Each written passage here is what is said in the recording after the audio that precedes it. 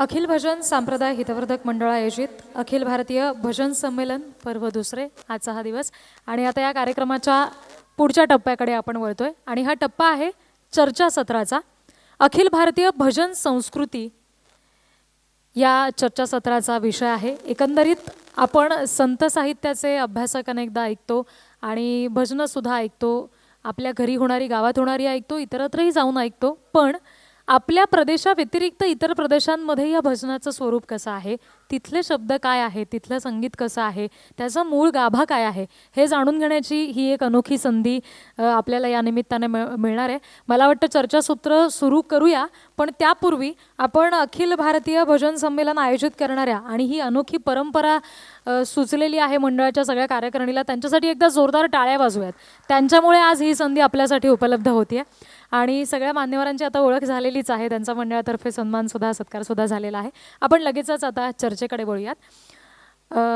चारही मान्यवरांना खरं तर आत्ता आपण म्हटलं की लोकेश भाई आहेत आणि गिरीश भाई आहेत, ज्यांची मूळ भाषा ही मराठी नाही, तर त्यामुळे त्यांच्यासाठीचा प्रश्न हा हिंदीतून असेल आणि त्यांचं उत्तर हिंदीतून असेल, पण अखेर भाव एकच असणार आहे, त्याच्यामुळे तुम्ही सगळे सुद्धा समजून घ्याल याची मला खात्री आहे।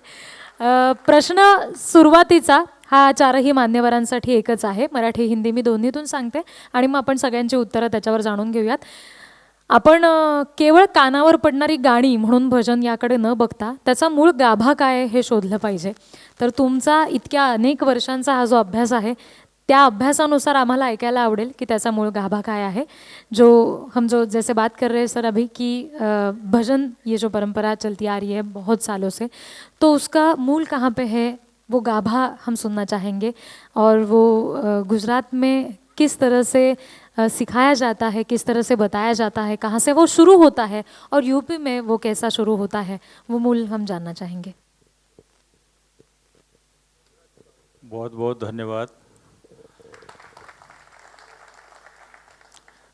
सबसे पहले मैं इस आयोजन को देख के बहुत ही अभिभूत हूँ। इस कार्यक्रम में बुलाने के लिए मैं कितना धन्यवाद दूँ वो कम ही होगा।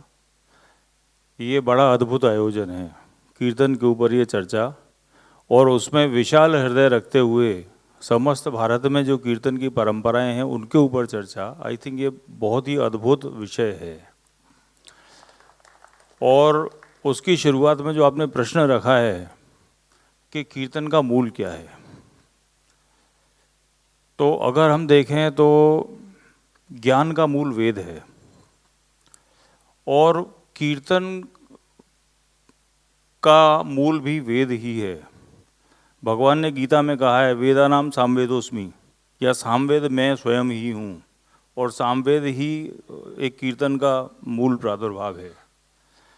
पद्म पुराण में पद्म पुराण का पहला श्लोक है जिसमें देवर्षि नारद से भगवान नारायण स्वयं कहते हैं कि नाहम वसामि वैकुंठे योगिनाम हृदयेन च मद भक्ता यत्र गायन्ति तत्र तिष्ठामि नारद। हे नारद, मैं न वैकुंठ में हूँ न योगियों के हृदय में हूँ, जहाँ मेरे भक्त मेरा कीर्तन का गायन करते हैं मैं वहीं हूँ। 9 प्रकार की जो भक्ति बताई गई हैं भक्ति मार्ग में, उसमें से सबसे पहली भक्ति कीर्तन है। श्रवणम कीर्तनम विष्णु स्मरणम पाद सेवनम। तुलसीदास जी ने भी जो रामचरितमानस में लिखा है, तो प्रथम भगत संतन कर संगा और दूसरे मम रत कथा प्रसंगा, यानी पहली भक्ति सत्संग और दूसरी भक्ति भगवान की कथा और कीर्तन में रति होना। वो कीर्तन शब्द का भी अगर हम अर्थ समझें तो ये क्र धातु से भगवान को नमन करने में रति जो है वो कीर्तन बनता है संस्कृत में। यानी कीर्तन का मतलब है भगवान में प्रेम के साथ भगवान को नमन करना, उसका गायन करना। तो मैं आपके प्रश्न पे पुनः आता हूँ कि इसका मूल क्या है। तो कीर्तन का मूल नाद है, और भगवान नारायण से जब उनकी नाभि से पहले नाद निकला, उस नाद से ब्रह्मा जी प्रकट हुए, और ब्रह्मा जी ने कीर्तन किया तो वेद प्रकट हुए, और ब्रह्मा जी के जो पुत्र हैं वो नारद ऋषि हैं, और देवर्षि नारद जो हैं वो कीर्तन के सबसे पहले आचार्य हैं। और देवर्षि नारद ने अनेक वैष्णव परंपराएं स्थापित की, उनके आचार्य बने और उन आचार्यों ने अपनी अपनी अलग अलग कीर्तन परंपराएं चालू की, जो आज भी भारत में अलग अलग रूप से चल रही हैं। वैष्णवों की परंपराओं में निम्बार्क परंपरा है, माधव परंपरा है, गौड़ीय परंपरा है और श्रीमद् वल्लभाचार्य की पुष्टि मार्गी परंपरा है। इन सब के और इधर अपने महाराष्ट्र की परंपरा है, बंगाल की चैतन्य महाप्रभु की जो परंपरा है वो गौड़ी परंपरा है, साउथ इंडिया की भी परंपरा है। तो सब जगह की परंपराएं हैं, कहीं ना कहीं जाके वो अपनी जो वैष्णवों की जो परंपराएं हैं उनमें मिल जाती हैं, लेकिन उसका जो मूल है वो वहाँ से चलता है। धन्यवाद।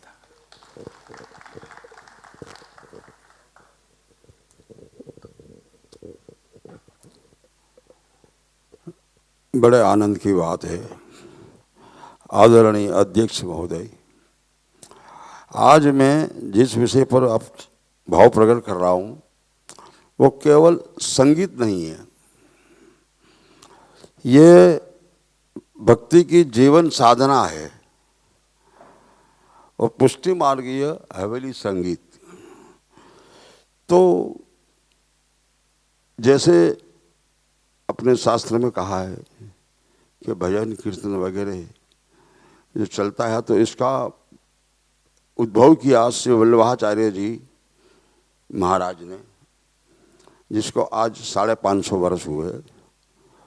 तो ये संगीत की हवेली संगीत में द्रुपद धमार की प्रथम साधना है और ये खाली कला नहीं है, यहाँ भाव प्राधान्य है। जो स्वर है, जैसे कहते हैं तो स्वर को गा लेते हैं, तो गाने से कुछ नहीं होता है। यहाँ हवेली संगीत में इसके अष्ट सखा, जैसे सूरदास, कृष्णदास, नंददास, ऐसे 8 सखा हुए। तो वो उसका कहना यह है कि स्वर समर्पण है, खाली संगीत ऐसी बात नहीं है। क्योंकि हवेली संगीत में जो कीर्तन प्रथा है उसको चतुरन प्रकार कहते हैं, जिसमें कोई गमक नहीं, कोई जास्ती तान नहीं, सिर्फ प्रभु से ये कीर्तन जो है डायरेक्ट प्रभु से बात करने वाली बात है। तो ये भाव प्राधान्य कहा जाता है। और ये पुष्टि मार्ग हवेली संगीत में गुजरात में से पूरा जहाँ जहाँ भी उसका स्थान है श्रीनाथ जी का, वहाँ पर ये कीर्तन का ये बताया है कि खाली गाने के लिए नहीं, भगवान के साथ डायरेक्ट बात करने वाली बात और समर्पण की भावना है। और उस ठाकुर जी सवेरे जो भगवान को जगाते हैं तो रात को उसको पढ़ाने तक के ये कीर्तन सारे 365 दिन में 40,000 कीर्तन की सूरदास जी ने इसकी परंपरा बनाई है। तो ये द्रुपद धमार शैली से गाया जाने वाली बात है। और श्री वल्लभाचार्य जी की इसके लिए तो जितने भी अपन कहेंगे समय के अभाव से, तो इतना मैं कहकर सबको सादर प्रणाम करता हूँ। प्रशांत दोन सर। नमस्कार. माझ्यासोबत इथे असलेले मान्यवर, वृत्तनिवेदिका आमच्या रिधिताई, आपण सगळे गेल्या वर्षी पण आपण भारतीय म्हणजे भजन परंपरा या विषयावर गेल्या वर्षी पण चर्चासत्र केलं होतं. काही मुद्दे गेल्या वर्षी जे मी बोललो ते रिपीट करत नाही. बरेच लोक त्याच्यात ते जे गेल्या वर्षी होते ते, पण अगदी जे आवश्यक आहे ते आपण थोडक्यात घेऊ. आत्ताच यांनी सांगितलं की नाहम वसामे वैकुंठे योगिनाम हृदयेन च मद्भक्त यत्र गायंती तत्र तिष्ठामि नारदा. जिथे माझे भक्त माझं गायन करत असतात तिथे मी प्रत्यक्ष उपस्थित असतो. मूळ प्रश्न आहे की भजन परंपरा ही कुठून सुरू झाली, म्हणजे कुठून ते आलं. तर महाराष्ट्र ही संतांची भूमी आहे. इथे ज्ञानेश्वरांसारखी शांतीमूर्ती, तुकारामांसारखी भक्तिमूर्ती, संत एकनाथांसारखी शक्तिमूर्ती, रामदासांसारखी शक्तिमूर्ती आणि संत एकनाथांसारखी भक्तिमूर्ती, ह्या चारही मूर्ती यांनी परमार्थाचा मळा या महाराष्ट्रामध्ये फुलवला आणि त्याचा सुगंध हा संपूर्ण जगभर पसरला. नामदेव, संत नामदेव हे आद्य कीर्तनकार मानले जातात. संत नामदेव हे आत्मचरित्र लिहिणारे किंवा दुसऱ्या संतांची चरित्र लिहिणारे पहिले चरित्रकार मानले जातात. संत नामदेव हे प्रत्यक्ष भगवान गोपालकृष्णांचा जो मुलगा उद्धव त्याचा अवतार असं मानलं जातं. आणि सगळ्यात महत्त्वाचं म्हणजे पहिल्यांदा जो संकल्प केला आहे तो शतकोटी अभंग लिहीन असा संकल्प नामदेवांनी केला आणि तो संकल्प त्यांनी पूर्णत्वास नेण्यासाठी प्रचंड प्रयत्न केले. ते त्यांना जमलं नाही. थोडंफार जे काय राहिलेलं काम होतं ते तुकाराम महाराजांकडून करून घेतलं. आता म्हणजे तुकाराम महाराजांकडून जे अभंग आलेले आहेत म्हणजे नामदेवांपासून हीची परंपरा आहे. मुळात आद्य शंकराचार्य ज्यांनी अद्वैताचा सिद्धांत मांडला ते सुद्धा जेव्हा पंढरपूरला गेले आणि त्या पांडुरंगाचं दर्शन जेव्हा त्यांनी घेतलं तेव्हा त्यांनी सुरुवातीला म्हणजे ज्याने काय सांगितलं अद्वैत सांगितलं म्हणजे अहम ब्रह्मास्मी असं सांगणारे शंकराचार्य जेव्हा पांडुरंगाच्या समोर उभे राहिले तेव्हा पहिल्यांदा वर्णन केलंय महायोग पीठे स्थिते भीमरथ्या, महायोगपीठे तटे भीमरथ्या हे वरम पुंडरीकाय दातुम मुनींद्रय हे त्यांनी सांगितलं तिथे.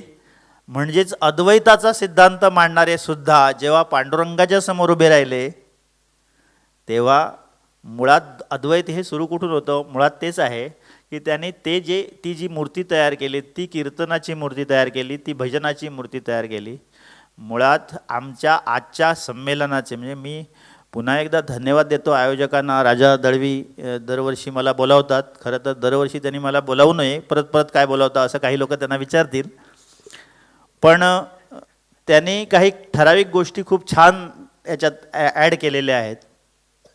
त्यामध्ये अखिल भारतीय भजन परंपरा हा विषय घेतला आणि ह्या भजन परंपरेमध्ये इतके सगळे लोक आहेत ज्ञानेश्वर माऊलींपासून त्याही अगोदर म्हणजे शंकराचार्यांपासून अद्वैताचा सिद्धांत मांडणाऱ्यांनी सुद्धा अद्वैत तिथे दाखवलं. याचं कारण असं आहे की जे आपल्याला अद्वैत कळत नाही ते आपल्याला सांगायला लागतं. जेव्हा कोणतरी आपल्यासमोर आपण भक्ती कोणाची करणार, ती भक्तीची मूर्ती उभी केली आहे संतांनी आणि ती मूर्ती उभी करत असताना म्हणजे पांडुरंग असेल किंवा आणखी कुठलंही दैवत असेल ज्याची भक्ती करायची. कारण गुरु गोविंद दोऊ खडे काके लागो पाव गुरु बलिहारी म्हणजे मुळातच भक्ती कोणाची करायची हे सांगणारा जो आहे किंवा भक्ती ज्याची आपण करतोय त्याचं रूप कसं आहे, रूप पाहता लोचनी सुख झाले हो साजणे हे सांगणारे जे आहेत तिथून ही भजन परंपरा सुरू झालेली आहे. जसं आत्ता यांनी सांगितलं की वेदांपासून आलेली ही भजन परंपरा आहे.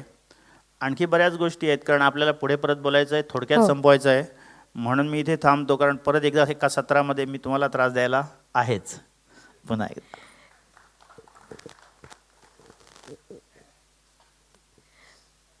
सर्व मंडळींना नमस्कार. या कार्यक्रमाचा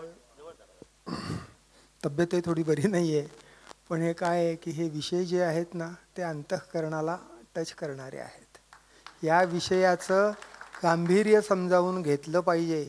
आम्ही वैकुंठवासी आलो याच कारणासी बोलिले जे ऋषी साच भावे वर्ताया झाडू संतांचे मार्ग आडरानी भरले जग पिटू भक्तीचा डांगोरा कळी काळासी दरारा. मित्रांनो आजचं सगळं वातावरण युद्धमय साशंक परिस्थितीशी तडजोड करत माणूस जगतो आणि ऋषी म्हणाले आम्ही वैकुंठावरनं आलोत कशासाठी? पिटू भक्तीचा डांगोरा, प्रेमाचा डांगोरा पिटला गेला पाहिजे, माणसं जवळ आली पाहिजेत, समाज समृद्ध झाला पाहिजे. यासाठी भजन हे संस्कृतीचं महाद्वार आहे असं मला वाटतं. मला एकदा विचारलं होतं की जगामध्ये आश्चर्य कोणती आहेत? शेजारी बसणाऱ्या माणसानं उत्तर दिलं, जगामध्ये आश्चर्य आहे ताजमहाल आहे, चीनची सर्वात लांब भिंत आहे, दिल्लीचा कुतुब मिनार आहे, अजंठा वेरूळची लेणी आहेत. प्रश्न माझ्याकडे आला, तुम्हाला सर जगात महान काय वाटतं? मला जगामध्ये महान एकच गोष्ट जाणवते, पंढरीची वारी. त्याला पर्याय नाही. कुठली रजा काढून माणसं निघतात, कोण पैसा देतं, कोण TADA देतं, लक्षावधी वारकरी एकत्र येतात, मिळेल तसं जगतात आणि आनंद घेऊन जातात. अंतरंगातला विठू जागा होतो बाहेरच्या विठूला पाहून. रामाचं मंदिर बांधलं, पण रामाच्या बरोबरच रामाने लक्ष्मणाला जो उपदेश केला, लक्ष्मणाने सांगितलं लंका जिंकली आहे, आपण लंकेमध्येच राहूया, कशाला द्वारकेला जायचं, सुवर्णाची लंका आहे. त्यावेळेस रामाने जे उत्तर दिलं ते ऐकण्याजोगं आहे. आई लक्ष्मण न मे रोचते इयं सुवर्णनगरी, जननी जन्मभूमिश्च स्वर्गादपि गरीयसी. हे लिहिणारा माणूस, हे लिहिणारा संत, हे लिहिणारे ऋषी हे भारतीय होते. जगात सर्वांचा विचार कुणी केला? तर आपल्या लोकांनी केला. तो वेदातून केला, भजनातून केला, भक्तीतून केला. नारद म्हणाले अथा तो भक्तिं व्याख्यास्यामः. भक्तीची व्याख्या काय? सा तू परम प्रेम स्वरूपा अमृत स्वरूपाच. अरे ते अमृत आहे, ते प्राशन सर्वांनी केलं पाहिजे, त्याच्यावरती सर्वांचा अधिकार आहे. माझा आहे, तुमचा आहे. विविध शैली वाजवण्यातून, वाद्यातून, गाण्यातून झाल्या, तो भाग वेगळा पण सूत्र एकच, भक्ती. वेदांनी काय सांगितलं? मा विद्विषावहै, कोणाचाही द्वेष करू नका. आजची परिस्थिती काय? आजची परिस्थिती काय? वेदांनी प्रार्थना केली, सर्वे सुखिनः सन्तु सर्वे सन्तु निरामया सर्वे भद्राणि पश्यन्तु मा कश्चित् दुःखमाप्नुयात्. कोणाच्याही वाट्याला दुःख येऊ नये. भजनाने वेगळं काय सांगितलं? भजनाने पण हेच सांगितलं की संपूर्ण विश्वाचा सुखाचा विचार, शांतीचा विचार, समाधानाचा विचार ह्या भजनातून झाला. माणसं जवळ आली, दिंड्या निघू लागल्या आणि अंतःकरणातला राम जागा झाला, अंतःकरणातला कृष्ण जागा झाला. ही होणं ही आज काळाची गरज आहे. त्यासाठी भजन, त्यासाठी भक्ती हा त्याचा मूळ गाव आहे असं मला वाटतं. क्या बात आहे. पंढरीची वारी हे दोन शब्द उच्चारताना सुद्धा हे जे भाऊक व्हायला होतं ना आपल्या सगळ्यांना, यातच हे सगळं काही आलं आहे असं म्हणायला हरकत नाही. आणि मला वाटतं या भजन संमेलनाचा जो काही उद्देश होता की ही जी अंतरातली ज्योत आहे असं सर आत्ता म्हणाले, ती प्रज्वलित होणं आणि ती तेवत ठेवणं शेवटपर्यंत आपल्या हातात आहे. आणि हा जो ज्योतीचा प्रकाश आहे हा पुढच्या पिढीपर्यंत देणं ही सुद्धा आपली जबाबदारी आहे. हे सुद्धा या निमित्तानं आपण विसरायला नको. पुन्हा एकदा आपल्या मान्यवरांसाठी आपण टाळ्या वाजवूया आणि पुढच्या प्रश्नाकडे वळूया. मला लोकेश भाईंना विचारायचं आहे, जैसे हम कहते हैं कि संत तुकाराम है, संत नामदेव है, संत एकनाथ है, वैसे कौन से संत है जो यूपी में उनका कार्य रहा, उनके विचार रहे और उनके बारे में आप कुछ बताएंगे हमें? यूपी में बहुत सारे संत रहे. सही बोलूं तो मैं जहाँ से आता हूँ, मथुरा वृंदावन और ब्रज क्षेत्र से, तो ब्रज संतों की भूमि है. भगवान ने भी वहाँ ब्रज में जन्म लिया है. और जितने भी वैष्णव संप्रदाय हैं उनका सबका कहीं न कहीं केंद्र ब्रज में है. भले वो महाप्रभु श्री वल्लभाचार्य हों तो उन्होंने ब्रज में जाके ठाकुर जी को, श्रीनाथ जी को प्रकट किया. भले वो स्वामी हरिदास जी हों तो उन्होंने वहाँ पे कीर्तन से बांके बिहारी को प्रकट किया. भले वो हित हरिवंश हों, वहाँ उन्होंने राधा वल्लभ को प्रकट किया. या वो चैतन्य महाप्रभु हों जो बंगाल से वृंदावन में पधारे और उन्होंने गौड़ी संप्रदाय का वहाँ पे प्रादुर्भाव किया. तो ये सब ब्रज के ही संत हैं. ब्रज में कण कण में संत विराजमान हैं. दूसरे साइड में अगर देखें उत्तरी उत्तर प्रदेश की तरफ, तो वहाँ पे तुलसीदास जी जैसे संत हुए काशी में, जिन्होंने रामचरितमानस जैसा लोक कल्याणकारी ग्रंथ लिखा। तो उत्तर प्रदेश में मथुरा है, अयोध्या है, काशी है, हरिद्वार है, और जो हमारे चार धाम हैं बद्रीनाथ केदारनाथ, वो भी पहले यूपी में ही थे। तो यूपी भी बड़ी पवित्र भूमि है, संतों की भूमि रही है, और वहाँ पे भी कीर्तन का बहुत अच्छा परंपरा है। और हमारे ब्रज में कीर्तन की विशेष परंपरा है। जी। हमारे ब्रज में होली के भी कीर्तन हैं, हमारे यहाँ पे जन्माष्टमी के भी कीर्तन हैं, हर उत्सव के कीर्तन हैं। और एक ब्रज में और विशेषता है कि ब्रज के जितने भी वैष्णव परंपराएं हैं, वो महाप्रभु वल्लभाचार्य जी की कीर्तन परंपरा हो, या स्वामी हरदास जी की कीर्तन परंपरा हो, या दूसरे हित हरवंश की परंपरा हो, या गौड़ी संप्रदाय की परंपरा हो, जिसमें जयदेव की अष्टपदी वगैरह हैं, गीत गोविंद है, ये गौड़ी संप्रदाय से आते हैं। सब एक दूसरे के कीर्तन एक दूसरे के मंदिरों में गाते हैं। यानी वल्लभाचार्य जी के जो मंदिर में, पुष्टि मार्गीय मंदिर में, स्वामी हरदास जी के रास के पद गाए जाते हैं, और यहाँ के पद वहाँ गाए जाते हैं। तो सब जितने भी संत हैं एक दूसरे का आदर करते हैं। हवेली संगीत में हमारे वल्लभाचार्य जी के यहाँ पे कुछ मुस्लिम भक्त भी हुए हैं जिनके पद गाए जाते हैं, कुछ ताज बीबी के पद गाए जाते हैं, रसखान के पद गाए जाते हैं। तो कीर्तन में क्या है कि हरि को भजै सो हरि को हुई, जात पात पूछे नहीं कोई। तो इसके लिए ब्रज के अनेक संत हैं और उनकी बहुत अच्छी अच्छी परंपराएं हैं हमारे यहाँ कीर्तन की। बिल्कुल। तो अभी जैसे आपने कहा कि आपने पद के बारे में कहा, तो मैं वापस आपके पास आऊँगी। आप अगर उसके कुछ शब्द हमें बताएंगे और हमें समझाएंगे, वो हमें और भी पसंद आएंगे। तो उसके बारे में भी एक लाइन में ही जी। आपको बता देता हूँ कि जो हमारा साहित्य है, अगर आप देखिए, ये जो कीर्तन का जो साहित्य है, प्राचीन काल में सब कुछ संस्कृत में ही लिखा जाता था। उसके बाद में अगर कोई भाषा हुई जिसमें सबसे ज़्यादा लिखा गया कीर्तन साहित्य, तो वो ब्रज की भाषा है, ब्रज भाषा। ब्रज भाषा में ही ज़्यादातर कीर्तन लिखे गए हैं। गुजरात में भी जो अपने हवेली संगीत की जो परंपरा है, उसके भी पद सब ब्रज भाषा में ही लिखे हुए हैं, क्योंकि ये सब ब्रज में ही पूरी परंपरा बनी है, और ब्रज से ही इसका विकास होकर पूरे भारत में गई है। और इसमें साहित्य का और संगीत का दोनों का मणिकांचन संयोग है।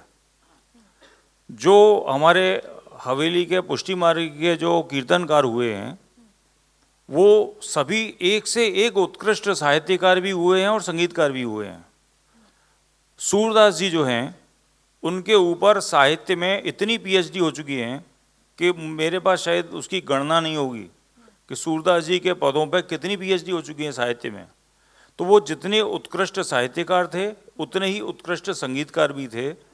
और उस कीर्तन का प्रभाव ये था कि ठाकुर जी उनसे साक्षात वार्तालाप करते थे, ये उसका प्रभाव था। और वो इस स्थूल शरीर से अंधे होते हुए भी उनको ठाकुर जी की लीला समक्ष एकदम नजर आती थी कि आज ठाकुर जी ने क्या पोशाक धारण की है, क्या श्रृंगार धारण किया है, आज क्या ठाकुर जी को भोग धराया गया है, सब समक्ष उनकी लीला चलती थी। कुछ एक पद ऐसे हैं कि अगर वाकई में आप भाव से उसको गाएं तो अश्रुपात होना आवश्यक ही है। कृष्ण नाम जबते श्रवण सुनोरी आली, भूली री भवन हो तो बावरी भैरी। ये कृष्णदास जी का एक पद है, और मैं अपने बड़े भाई गिरीश जी से बिल्कुल बिल्कुल उनसे भी रिक्वेस्ट सुनना करूंगा कि चाहेंगे इसको पूरा करें। कि जी बिल्कुल, हवेली संगीत का जो जिक्र हुआ है, तो हम सुनना चाहेंगे उसके बारे में। और हवेली संगीत का जो अभी आपने बात कही और लोकेश भाई ने भी कहा, तो उनके बारे में कुछ सुनना चाहेंगे। अगर आप हमें कुछ गा के सुनाते तो और भी अच्छा लगेगा और भी पसंद आएगा हमको।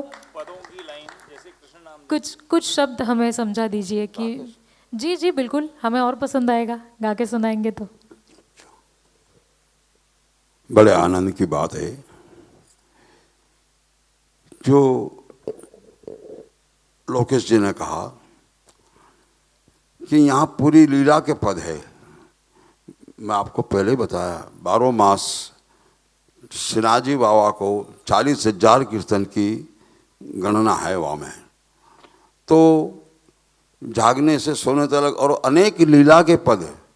दूसरी बात ये भी बहुत लोकेश जी ने अच्छी कही है कि जहाँ प्रकट होवे प्रभु मथुरा में, और पूरी गोकुल मथुरा की लीला उसकी मातृभाषा ब्रज भाषा है। संस्कृत की भाषा जो है वो वेदों की भाषा है, मगर जो कीर्तन जो है तो उसे ब्रज भाषा मातृभाषा भगवान की प्रथम कृष्ण की भाषा मातृभाषा है। कि जैसे मैया मोरी मैं नहीं माखन खायो, वहाँ सूरदास जी ने बड़ा अच्छा उल्लेख किया है। और द्व्यर्थी भाषा है कि मैया मोरी मैं नहीं माखन खायो, मैया मोरी मैंने ही माखन खायो। यहाँ ये सरकार की अदालत है और इसके एक से एक पद है। तो ऐसे ही बिना म्यूजिक से ही गाना सुना चलेगा अगर आपको अगर संगत ठीक मिले लगे। तो एक आध पद जरूर सुनाने की हमको। अभी अभी नहीं तो ठीक है, कुछ शब्द हमें बता दीजिए थोड़ा सा, जैसे अभी आपने ये लाइन जैसे बताई जी। अच्छा ठीक है, तो बात ऐसी है कि आज की तारीख में बसंत ऋतु चल रही है। ये बसंत ऋतु में बसंत के पद है, तो उसके बहुत सुंदर शब्द है। गोपी कह रही है कन्हैया से कि हे लाल गोपाल, लाल गोपाल गुलाल हमारी आखिर में जिन डारो जो। प्रार्थना कर रही है क्यों कि हमारे नैनों में आपके गुलाल लगने से आपके दर्शन को हमको विकल्प होगा। तो क्या कहा दूसरी लाइन में, लाल गोपाल गुलाल हमारी अखियन में जिन्हें डारो जो बदन चंद्रमा, क्योंकि आपका जो बदन है वो चंद्रमा जैसा है। बदन चंद्रमा नैन चकोरी इन अंतर जिन पारो जो, क्योंकि आपका गुलाल लगने से हमारी आंखों में विलंब होगा तो दर्शन का हमको आनंद नहीं आएगा। तो इस तरह गोपी ये बसंत ऋतु में बसंत राग में ये गाया जाता है। और उसका पूरा पद को आपको कह दूँ तो गोपी सब कह रही है कि गाओ राग बसंत परस्पर, गाओ राग बसंत परस्पर अटपट खेल निवारो जो। तो आप ये बसंत ऋतु का आनंद लेने के लिए ऐसे कम से कम 3000 पद है बसंत ऋतु के अष्ट सखाओं के। कुमकुम रंग सो भर पिचकारी तक नैनन जिन मारो जो, कि हे प्रभु आप हम दर्शन में हमको बहुत अंतर्गत होता है, तो आप ये हमारी विनती सुन के बंक बिलोचन दुख के मोचन भर के दृष्टि निहारो जो। नागरी नायक सब सुखदायक श्री कृष्ण दास को तारो जो, लाल गोपाल गुलाल हमारी अखियन में जिन डारो जो, जिन अखियन में जिन डारो जो। क्या बात आहे. आता मगाशी लोकेशभाई सुद्धा म्हणताना असं सांगत होते की ठाकूरजी सामने खडे है ऐसा लगता है. तर आपल्याकडे सुद्धा संतांनी हेच सांगितले ना की प्रभू साक्षात आपल्या पुढ्यात उभा राहतो. आपल्याकडे सुद्धा श्री संतांनी म्हणून ठेवलेलं आहे की माझ्यासोबत जात्यावर सुद्धा विठोबा बसतो, मला भेटायला येतो आणि माझं दुःख दूर करतो, किंवा माझ्यासोबत माझ्या शेतात माझा देव काम करायला येतो. अशा सुद्धा भावना आपल्याकडे या सगळ्या भजनांमधून कीर्तनांमधून अभंगांमधून सातत्यानं समोर आलेल्या आहेत.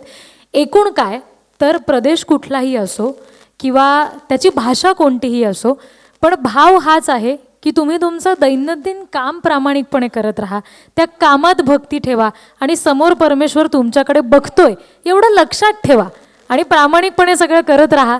देव तुमच्या पाठीशी, उगीच त्याला शोधत जायची काही गरज नाही. आणि हे स्वतः संतांनी आचरलं आणि आपल्यासारख्या लोकांसाठी ते लिहून सुद्धा ठेवलं की हे प्रमाण माना, हे खरं माना आणि असंच जगत राहा. हीच खरी शब्दांची जादू आहे असं मी म्हणेन. मी आता गोविंद काळे सरांकडे येते. आत्ता इथे जेवढे सगळे जण उपस्थित आहेत सगळ्यांकडे मोबाईल असेल, सगळ्यांकडे फेसबुक इंस्टाग्रामपैकी नक्कीच ॲप्स असतील. आणि जे मगाशी मी उल्लेख केला की जेन झीज आहेत, म्हणजे साधारणपणे 97च्या पुढचे जन्माला आलेले सगळेजण आहेत. इंस्टाग्रामवर तासन तास आम्ही मोबाईल बघतो. हा सगळा उल्लेख करण्यामागे कारण एवढंच आहे की त्याची ओढ जर का लागू शकते सोशल मीडियाची तर त्याच्यामागे काहीतरी कारण आहे ना. तशी ही भजनाची ओढ या सगळ्यांना लागावी याच्यासाठी काही करता येऊ शकतं का? तुमचा वर्षानुवर्षांचा हा जो अभ्यास आहे त्यातून मला वाटतं 100% तुमच्याकडे प्रत्येकाकडे वेगळ्या कल्पना असतील, तर त्या आज या निमित्ताने सुचवा. हा प्रश्न विचारण्याचं कारण हेच आहे, इथे उपस्थित असलेले अनेक जण हे भजन मंडळाशी संबंधित आहेत. विविध भजनांच्या ग्रुपमध्ये तुम्ही सगळेजण असाल, त्या निमित्ताने त्यांना काही उपाय करता येऊ शकतात का, हे कृपया तुम्ही सुचवा. आणि लवकरात लवकर ही पिढी या अमूल्य ठेव्याकडे कशी येईल याच्यासाठीच्या आयडिया त्यांना द्या, असं मी म्हणेन. आपण सुरुवात गोविंद काळे सरांपासून करूया.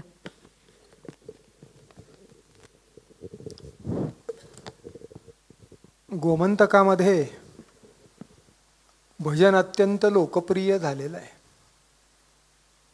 संतांच्या रचना, मराठी संतांच्या रचना, आज परिस्थिती अशी आहे की कोकणी लोकांना सुद्धा असं वाटू लागलेलं आहे की आमच्याकडे भजन कित्याक ना, आम्ही सुद्धा भजन म्हणपाक जाय, आम्ही सुद्धा भजन करपाक जाय, ऐकोपाक जाय, लोकांनी येऊपाक जाय. हे कशासाठी? प्रत्येक जीवाला वाटतं की आपण काहीतरी चांगलं करावं, जाण्यापूर्वी आपलं नाव कुठेतरी मंगल व्हावं, लोकांनी आपल्या नावाचं स्मरण करावं. त्यासाठी हे भजन आहे, त्यासाठी ही भक्ती आहे. आणि त्या भक्तीसाठी ही भजन परंपरा गोव्यात सुरू झाली. गोव्यातही कृष्णभट्ट बानकर होते, संत होते चांगल्यापैकी. त्याच्यानंतर जगन्नाथबुवा बोरीकर होते. जगन्नाथबुवा बोरीकरांनी 7-7 दिवसाची भजनाचे सप्ताह केले. आणि ज्या वेळेला आमचे मनोहरबुवा शिरगावकर गेले, त्यावेळेला असं ठरलं की या निमित्तानं शिरगावकरांच्या स्मरणार्थ भजन स्पर्धा कला अकादमीने सुरू करावी. मिनिस्टरनं वाटलं काय 2-3 वर्ष चालेल, कोण येणार? आज परिस्थिती अशी आहे, इंजिनियर करणारी, कॉम्प्युटर इंजिनियर करणारी, डॉक्टरीन, मोठमोठ्या पदावरच्या महिला 9 वारी साडी नेसून भजनामध्ये भाग घेतात. कारण गोमंतक ही देवभूमी आहे. सत्कर्म करावंच वाटतं आणि ते सत्कर्म करतात भजनाच्या रूपानं. 3 वर्षात ती बंद झाली नाही, उत्तरोत्तर ती वाढते आहे. आज परिस्थिती अशी आहे की जवळजवळ 200च्या घरात पथकं सहभागी होतात. आता 200च्या लोकांना बोलायचं 40 मिनिटं दिली म्हणजे किती दिवस स्पर्धा चालेल? ती विभागवार करावी लागली, त्यातून पथकं निवडून इकडे आणावी लागली मुख्य स्पर्धेत. आणि त्याला प्रचंड गर्दी. हा हॉल लहान, बाहेर खुर्च्या घातल्या जायच्या. त्याच्यामध्ये संतवाणी ही सगळ्यात महत्त्वाची. फक्त एकच काय, गोमंतकामध्ये भजन लोकप्रिय होण्यामध्ये वेडे वाकुडे गाईन परी तुझाच म्हणवीन ही आपली भाषा आहे. त्यातलं महत्त्वाचं आहे, मी तुझा आहे परमेश्वरा, मी तुझं लेकरू आहे, माझ्या बोलाकडे बघू नको. गोमंतकी म्हणाले नादस्वरे गाईन परी तुझाच म्हणे, मी नादामध्ये गाईन, मी रागामध्ये गाईन. कारण संगीत हे गोव्याचं मूलभूत अंग आहे. गोवेकरांना संगीत पाहिजे, दारापुढे तुळशी वृंदावन पाहिजे, आल्या गेल्याचा सत्कार पाहिजे. आणि पहिल्या भेटीत ते विचारतील तू बरो असा मरे, तू बरा आहेस ना, मग पुढच्या सगळ्या गोष्टी. अशी ही भूमी आहे. आणि तिथं हा कला अकादमीच्या याच्यामुळे इतकं रंगरूपाला आलेलं आहे की अनेक ठिकाणी भजनी स्पर्धा सुरू झालेल्या आहेत. त्याचा आर्थिक फायदा म्हणण्यापेक्षा भावनिक, सांस्कृतिक, शैक्षणिक फायदा काय झाला तर अनेक शाळेतून, महाविद्यालयातून विद्यार्थ्यांचे गट भजनासाठी तयार होऊ लागले. आणि हे अत्यंत महत्त्वाचं आहे. काय महत्त्वाचं आहे तर आपण दोन्ही सांभाळलं पाहिजे तर त्याची प्रगती होते. काय सांभाळलं पाहिजे की तुम्हाला सांगणारे खूप आहेत, विद्वान खूप आहेत, शास्त्र खूप आहे, आचरण करणाऱ्याची दुर्भिक्षता आहे. माणसं आचार करत नाहीत. आचरण करणारी माणसं निर्माण व्हायची असेल तर भगवंताला शरण गेलं पाहिजे. मला मुक्ताबाई आठवते. मुक्ताबाई ज्ञानदेवांना म्हणाली आपण एक शहाणे झाले, एर काय वाया गेले. तू शहाणा झालास, बाकीची काय मूर्ख आहेस, त्यांना शहाणं कोण करणार?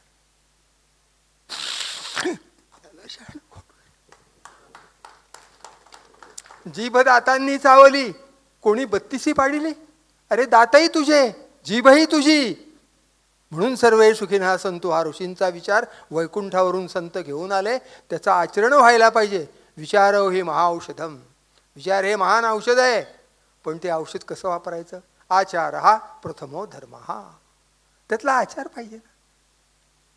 आपण जगातलं सुंदर आणि असुंदर काय लगेच काढतो. ऋषी म्हणाले नमो महद्भ्या क्षुल्लकेभ्यश्च ओ नमो. जे महान आहे त्याला नमस्कार, जे अत्यंत क्षुल्लक आहे त्याला नमस्कार. नमो विरूपेभ्या विश्वरूपेभ्यश्च ओ नमो. जे कुरूप आहे त्याला नमस्कार, जे विश्वात सुंदर आहे त्याला नमस्कार. हे आपल्याला कळणार केव्हा? हे कुठेतरी अभ्यासक्रमात लावलं गेलं पाहिजे. ही आज काळाची नितांत गरज आहे. यावरतीच आपण जगाचं नेतृत्व चांगल्यापैकी करू शकू. त्यासाठी हे भजनाची रांग वाढली, क्या बात. हे महाद्वार. अगदी. प्रशांत धोंड सर यांच्याकडे मी आता जाईन. आता जसा सरांनी उल्लेख केला की हे कुठेतरी अभ्यासक्रमात लावलं गेलं पाहिजे. आपण बघतो की आत्ताच्या मुलांना लैंगिक शिक्षणाबरोबरच इतरही महत्त्वाच्या गोष्टी शिकवल्या जातात. म्हणजे मूल्य शिक्षण, शारीरिक शिक्षण ह्या तर गोष्टी आधीपासून आहेतच. आता AI सुद्धा आलं आहे मुलांना अभ्यासाला. त्याबरोबरीनं अध्यात्म ही जी गोष्ट आहे ती सुद्धा या वयापासून शिकवावीच निश्चित. पण तसं करणं शक्य आहे का? तसं करायचं झालं तर काय नेमकं करावं लागेल त्यासाठी? निश्चितच गोव्याचा उल्लेख आला म्हणून आता काळे सर म्हणाले की गोव्यामध्ये या सगळ्या संगीत या गोष्टीला राजाश्रय आहे. आपल्याकडे सुद्धा तसंच होतं की आपल्याकडे जो सिलेबस होता त्याच्यामध्ये संगीत हा एक विषय आहे. तसं आपल्याकडे मराठी किंवा इतर जे भाषेचे विषय आहेत या भाषा विषयामध्ये संत साहित्य घालणं जे अभ्यासक्रमावर आहेत ते, आणि त्या संत साहित्याचा त्याचे जे अभ्यासक्रम आहे तो अभ्यासक्रम थोड्या प्रमाणात आपण करू शकतो. ती पण त्याच्यामध्ये, आणि त्याचा फायदा इतका होईल की गोव्यामध्ये आता सगळे म्हणजे म्युझिकसाठी हजारो विद्यार्थी आहेत. कारण त्यांना गोवा गव्हर्नमेंट त्याला नोकरीपर्यंत नेतं त्या सगळ्या व्यवसायातून, म्हणजे त्या शिक्षणातून. तसं आपल्याकडे सुद्धा या गोष्टी सिलेबसमध्ये आता बऱ्याच प्रमाणात आल्या आहेत. युनिव्हर्सिटीला त्या आल्या आहेत. पण बेसिक सिलेबसमध्ये आपण जिथून सुरुवात करतो, म्हणजे जिथून आपला अगदी प्रायमरीपासून सुरू होतं, तर त्या बेसिक साहित्यामध्ये सुद्धा या गोष्टीचा उल्लेख, या गोष्टीचा ॲड होणं आवश्यक आहे सिलेबसमध्ये. म्हणजे आणि ते शक्य आहे. जर गव्हर्नमेंटच्या मनात असेल तर ते शक्य आहे. कारण असं आहे की मराठी भाषा संस्कृत भाषा ही मराठी भाषेपेक्षा, म्हणजे मराठी भाषेच्या अगोदरची पुरातन भाषा आहे. या संस्कृत भाषेमध्ये इतकं साहित्य आहे की ते साहित्य आजपर्यंत मुलांपर्यंत पोहोचलेलंच नाही. आणि दुसरी महत्त्वाची गोष्ट म्हणजे त्याची जी मजा आहे, म्हणजे एकच श्लोक आहे त्याचे अनेक अर्थ आहेत, एकच वाक्य आहे त्याचे अनेक अर्थ आहेत. याच्यातल्या गमती जमती ज्या आहेत त्या मुलांना जर कळल्या तर मुलं साहित्याकडे निश्चितच वळतील. तेच भजनाच्या बाबतीत आहे. भजन, मगाशी यांनी सांगितलं की भजन हे सुरात आणि तालातच गायलं तर त्याची आवड आपल्याला निर्माण होते, माहिती आहे. म्हणजे सूर आणि ताल मुळात आले कुठून? की नारदांना सुद्धा, नारद मुनी हे उत्कृष्ट कीर्तनकार का झाले? तर उत्कृष्ट ते गात होते म्हणून झाले. गाणं हे निश्चितच माणसाला सगळ्याच प्रिय असतं. म्हणजे कोणीही अशी व्यक्ती नाही की त्याला गाणं आवडत नाही. गाणं, कोण बाथरूम सिंगर असेल, कोण नाट्यगीत आवडत असेल, कोणाला हिंदी आवडत असेल, पण गाणं सगळ्यांना आवडतं. कारण गाणं तुम्हाला प्रफुल्लित ठेवतं. गायन आणि वादन, म्हणूनच त्या पहिल्या श्लोकामध्ये जर सांगितलं मदभक्त यत्र गायंती म्हटलं आहे. माझे भक्त जिथे गातात, नामदेव कीर्तन करी समोरी नाचे पांडुरंग. म्हणजे त्याला ताल आहे.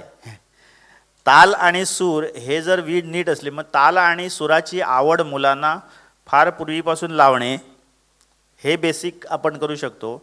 आणि त्याचबरोबर संत साहित्यामध्ये असणाऱ्या अनेक ज्या चांगल्या चांगल्या गोष्टी आहेत की ज्या आपल्याला अद्यापपर्यंत माहीत नाही, संस्कृत साहित्यामध्ये असणाऱ्या गोष्टी आहेत की त्या संस्कृत श्लोक आहेत, कूटप्रश्न आहेत, हे सगळे आपण सिलेबसमध्ये घेऊन त्याच्यावर आपण, म्हणजे हे झालं सिलेबसचं गव्हर्नमेंट वगैरे घेण्याचं.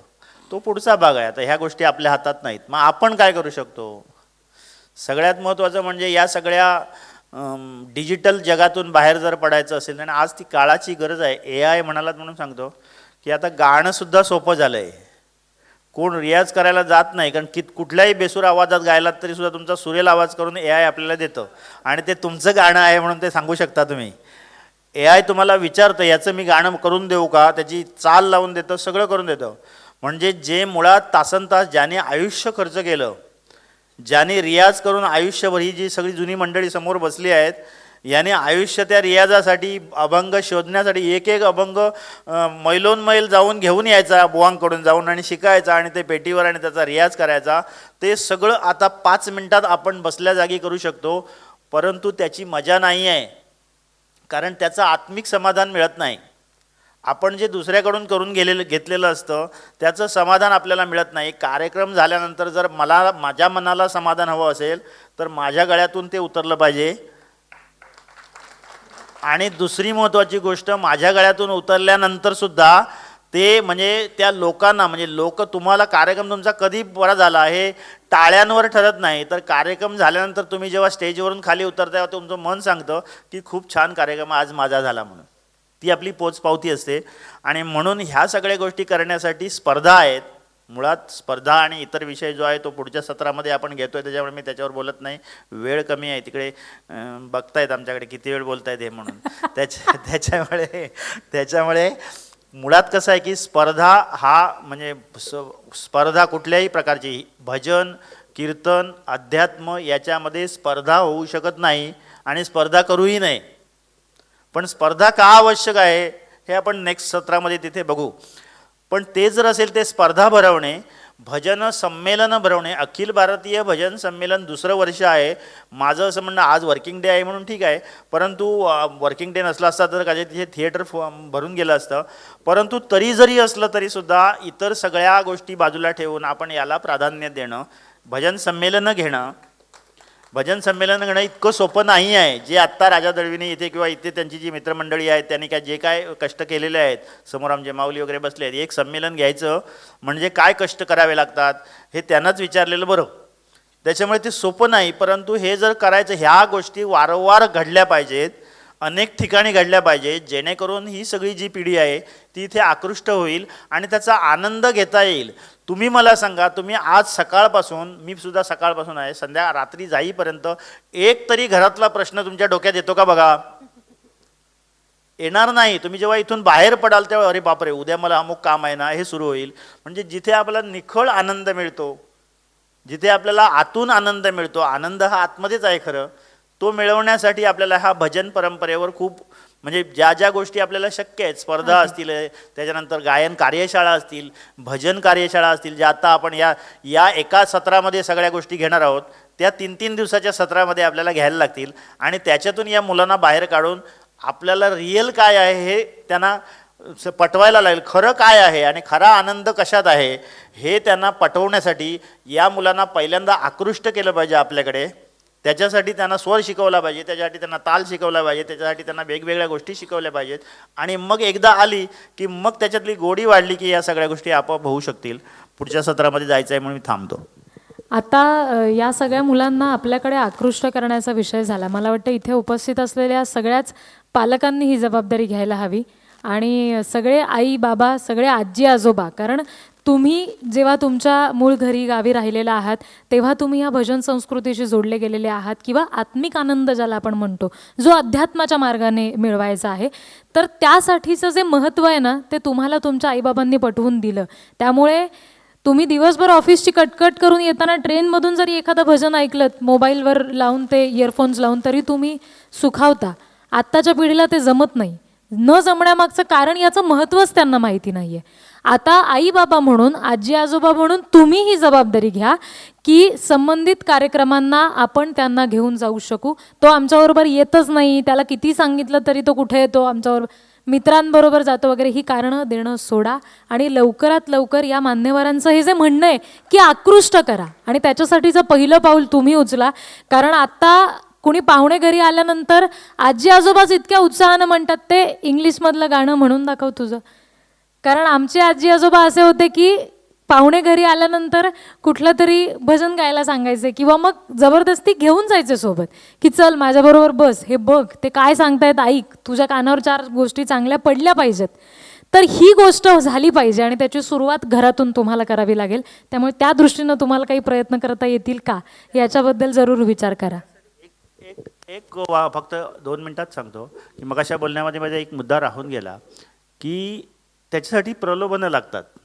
एखादी गोष्ट प्रलोभनाला असली ना की तो मुलं जातात. कुठलीही जे असतं की आमच्याकडे अगोदर गांधर्व महाविद्यालयाच्या परीक्षेला मुलं मिळताना कठीण होती. आत्ता जे शिक्षक आहेत ते सांगतील की त्यांच्याकडे शेकडो मुलं आहेत. याचं कारण असं आहे की गांधर्व महाविद्यालयाच्या परीक्षेचे मार्क्स 10वीला दिले जातील, 5 मार्क किंवा 10 मार्क, आणि ते एक प्रलोभन आहे. म्हणजे ते सगळ्यांचंच आहे, ते कोणाचं नाही असं नाही.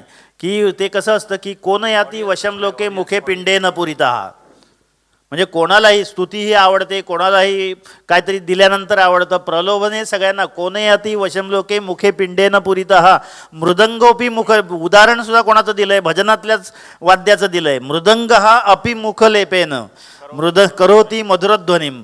जेव्हा त्या मृदंगाच्या तोंडावर आपण शाई लावतो ना तेव्हा तो गोड बोलतो, नाहीतर तो बदबद आवाज करतो.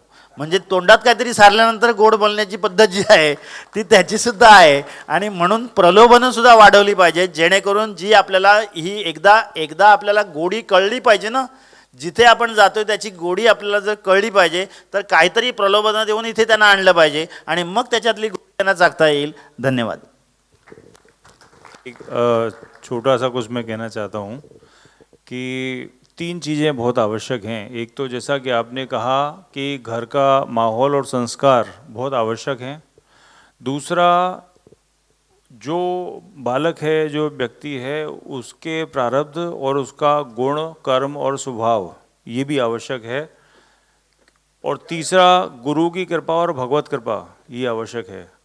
क्योंकि बिना भगवत कृपा के इस मार्ग में कोई आता नहीं है. अभी शुरुआत में भी जो कबीरदास का उन्होंने दोहा सुनाया कि अंदर भी राम ही आके राम को जप रहे हैं, तो कहने का मतलब यह है कि जब तक उनकी कृपा नहीं होगी तब तक आप कीर्तन के मार्ग में आएंगे नहीं. और अगर आप कीर्तन के मार्ग में आ गए हैं तो आप समझ लीजिए कि आपके ऊपर भगवान की बड़ी कृपा है, बड़ी अनन्य कृपा है, तो आप इस मार्ग में आए, नहीं तो इस मार्ग में आप आते ही नहीं.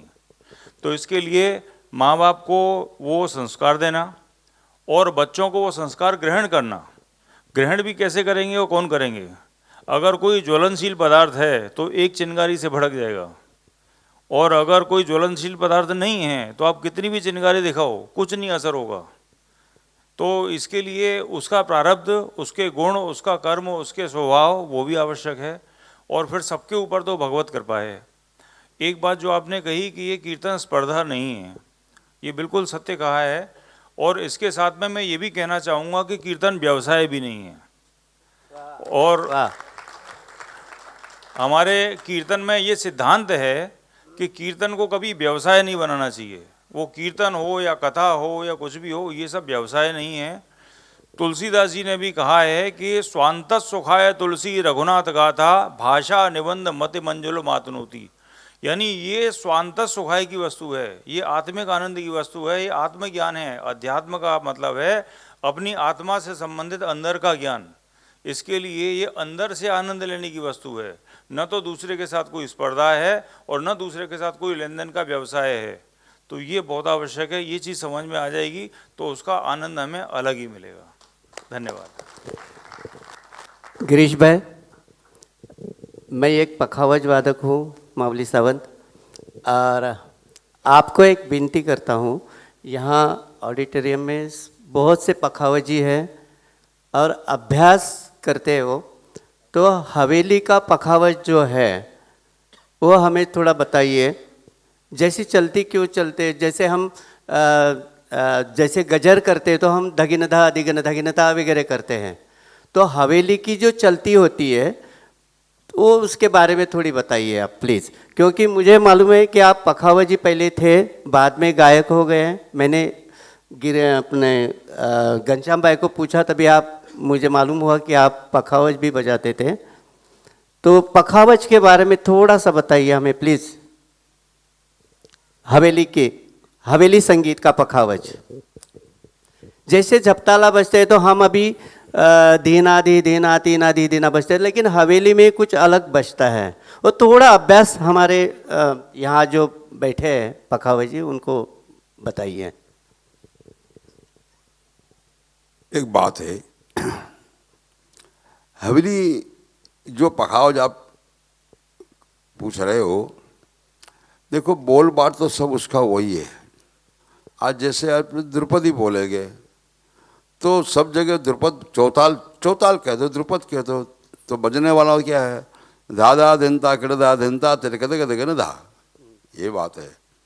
बात ये है कि चलती में चलती का मतलब यही है माउली साहब कि जिसको दुगन कह दो, कि जैसे मैं आपने कही कि तो उसमें डबल ही बजेगा, धादा दिनता किड़दा दिनता तिरकद धा तगन दिता दिद्दिता के धा।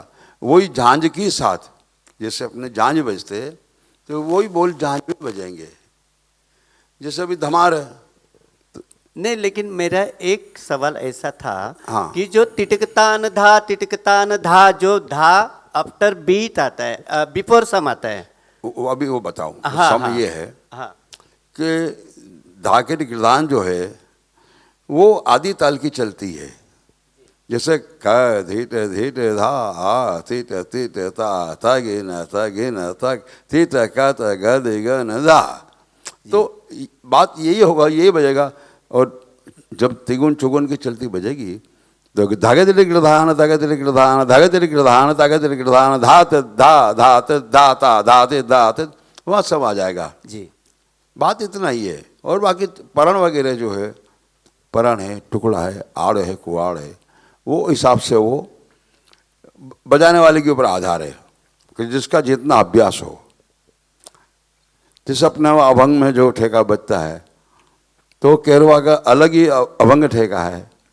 कीर्तन में क्या है कि धमार गाते हैं तो वही 14 मात्रा की धमार बजेगी, वहाँ फिर दीपचंदी नहीं चलेगी। हाँ, जैसे आपने जब ताल की कही तो धिन्ना दिन धिन्ना तिन्ना, अभी पखाज में क्या है बाहुली जी, धा किट धा किट ता किट थक गति गन धा किट धा किट ता किट थक गति गन धा तित कद गन धा तित गन धा।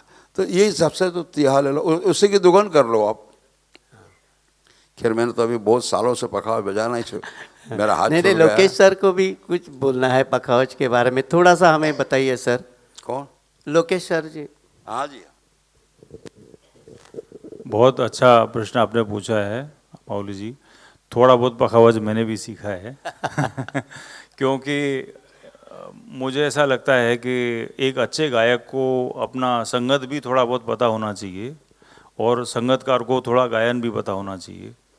हमारे हवेली संगीत में प्रमुखतः जो मैंने देखा है वो करीब 3 प्रकार से मैं कह सकता हूँ कि घराने बांट सकते हैं हम लोग पखावज के।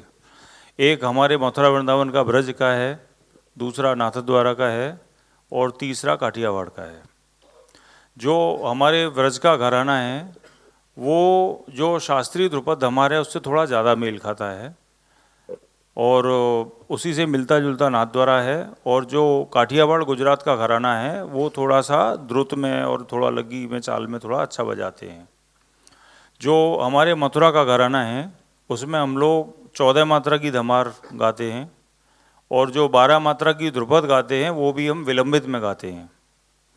और पखावत जो है वो संगत का वाद्य है और थोड़ा सा संगत में मिला के मीठा चलता है।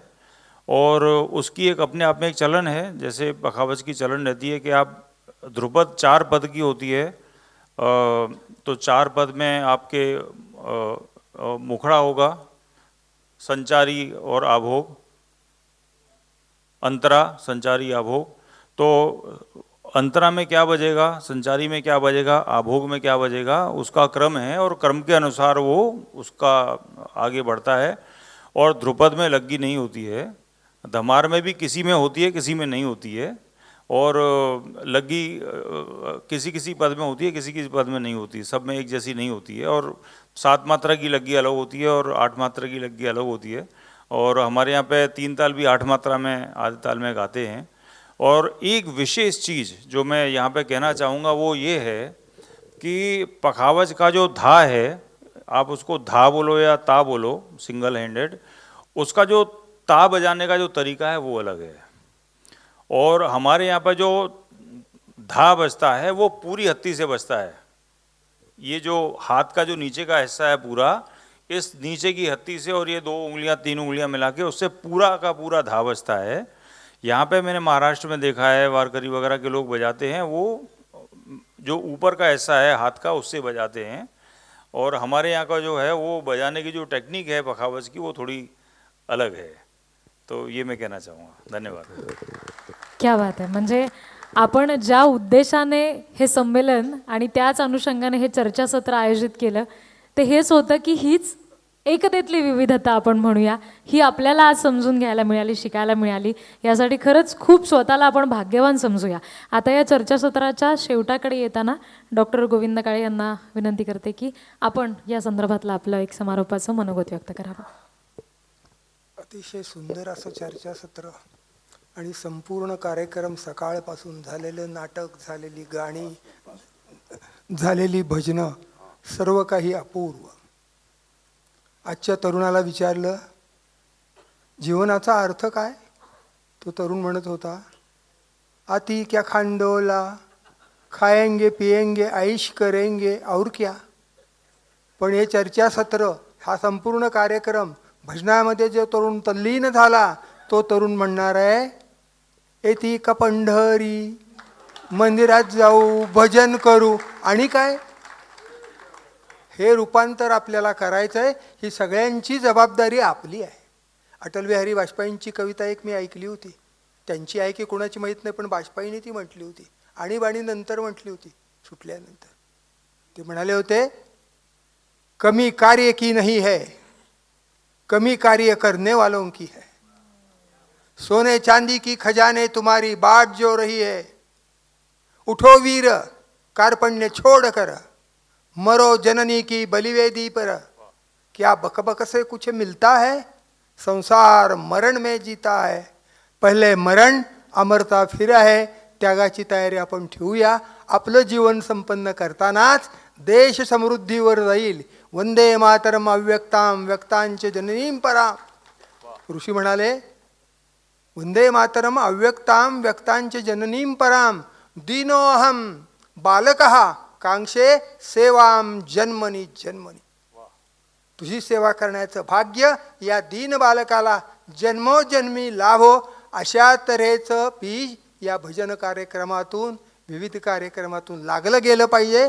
त्यासाठी आपण एकत्र आलं पाहिजे. मनःपूर्वक सर्वांना धन्यवाद. धन्यवाद जी अगदी. एक बहुत छोटी जी। सी बात मैं कहना चाहूँगा बिल्कुल. कि कोई भी विद्या बिना गुरु के फलीभूत नहीं होती। और ये कीर्तन की विद्या भी ऐसी है कि ये परंपरा से है। सारी परंपराएं अच्छी हैं, लेकिन जब आपने गुरु परंपरा से सीखा हो तब वो ऑथेंटिक है। और कैसेट सुन लेना, कॉपी कर लेना, किताब पढ़ के सीख लेना, ये जो है ना ऑथेंटिसिटी नहीं है। इसके लिए जो परंपरा से आपको शुद्ध घी प्राप्त है, उस शुद्ध घी का सेवन कीजिए, नहीं तो मिलावट में घी तो बहुत आ रहा है आजकल। तो इसके लिए आप शुद्ध चीज़ का सेवन कीजिए। गुरु परंपरा से, श्रद्धा से, भक्ति से आप इस विद्या को ग्रहण कीजिए तो आपको फलीभूत होगी। और दूसरी बात, कीर्तन में दीनता का बहुत महत्व है।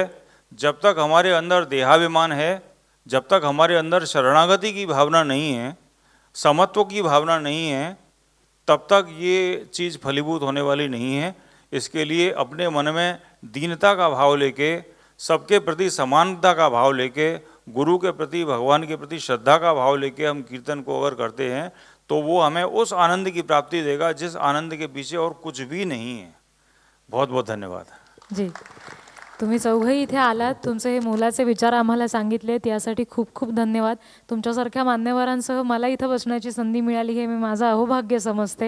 ही माझ्या आईवडिलांची पुण्यही असं मी समजेन की तुमच्यासोबत मला इथं बसता आलं आणि हे विचार ऐकता आले. पुन्हा एकदा तुम्ही इथं आलात, आम्हाला सगळ्यांना इतकं छान मार्गदर्शन केलं आणि पुढच्या पिढीकडे ही संस्कृती देण्याची जी आमची जबाबदारी आहे, याची जी जाणीव या सगळ्यांनी आपल्याला करून दिलेली आहे, ती आम्ही लक्षात ठेवू आणि ते नक्की आमच्या कृतीत उतरवू असा शब्द तुम्हा सगळ्यांच्या वतीनं मी त्यांना देते आणि या चर्चासत्राचा इथं समारोप झाला असं जाहीर करते. धन्यवाद.